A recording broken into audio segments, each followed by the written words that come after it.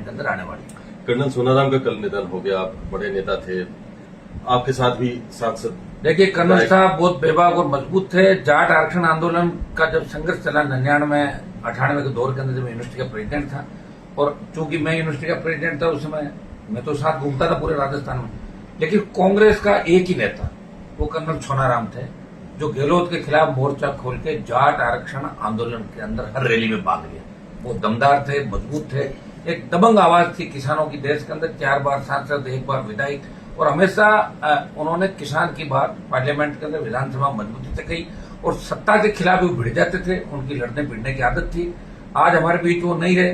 व्यक्तिगत रूप से हमारे को क्षति हुई, किसानों को क्षति हुई, समाज को हुई, राजस्थान को हुई। बड़ा नेता हमने हमारे बीच में से खो दिया। उसकी अब उनकी जो जगह खाली हुई है उसकी पूर्ति नहीं हो सकती।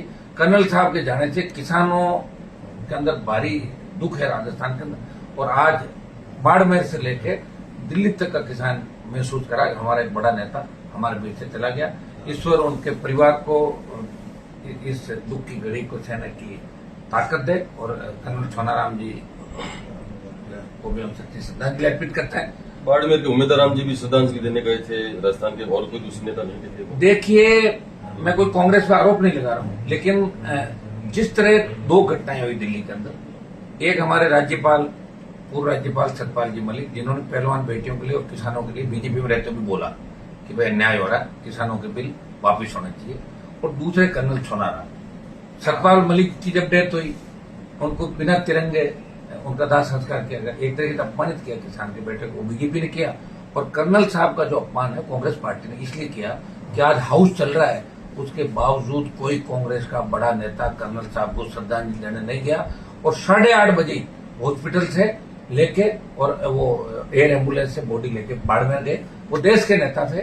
कांग्रेस को ये चाहिए था कि 4-6 घंटे के लिए, एक दिन के लिए, जो पार्टी का कार्यालय, इनका केंद्रीय कार्यालय, उसमें कर्नल साहब के शव को रखते, हम सब श्रद्धांजलि देते, हजारों लोग श्रद्धांजलि देने आते, और उसके बाद बाड़मेर लेते। वो कोई बाड़मेर के नेता नहीं थे, वो देश के कांग्रेस के कद्दावर नेता थे, और हमेशा एक सिस्टम के तहत उनका दिल्ली में भी अच्छे कनेक्शन थे नेताओं के। और इसमें मैं कांग्रेस पार्टी का भी ध्यान आकर्षित करूंगा। कांग्रेस क्या करी थी भाई? एक व्यक्ति कोई जाके बैठ गया, लेकिन कर्नल साहब को हॉस्पिटल के अंदर डेथ होने के बाद मोर्चरी में ले जाया गया। बताओ, ये कितना बड़ा अपमान है। हॉस्पिटल के अंदर जैसे सतपाल मलिक जी को रखा, तो कर्नल साहब को भी वहां रख के रात को, सुबह हम लोग जा सकते थे। और ये ड्यूटी कांग्रेस पार्टी की थी। वो कर्नल साहब को सच्ची श्रद्धांजलि राहुल गांधी, प्रियंका गांधी और तमाम जो नेता है वो कांग्रेस कार्यालय में रखते। तब लगता है कि कांग्रेस के मन में किसानों के प्रति कितना दर्द है। आरोप प्रत्यारोप, सतपाल मलिक को बीजेपी ने नहीं दिया, और तब उन कांग्रेस वालों का ये नहीं किया, अरे आप क्या कर रहे हो, आप कर देते, अब आप बाड़मेर जाओगे बैठने के लिए। लेकिन दिल्ली के अंदर उस व्यक्ति का शव एक दिन रखते, जिससे पूरे देश के और दिल्ली के लोग उनको श्रद्धा सुमन, उन्होंने किसानों के लिए बहुत बड़ी लड़ाई लड़ी, जिससे तो एक बड़ा योद्धा हमने खो दिया।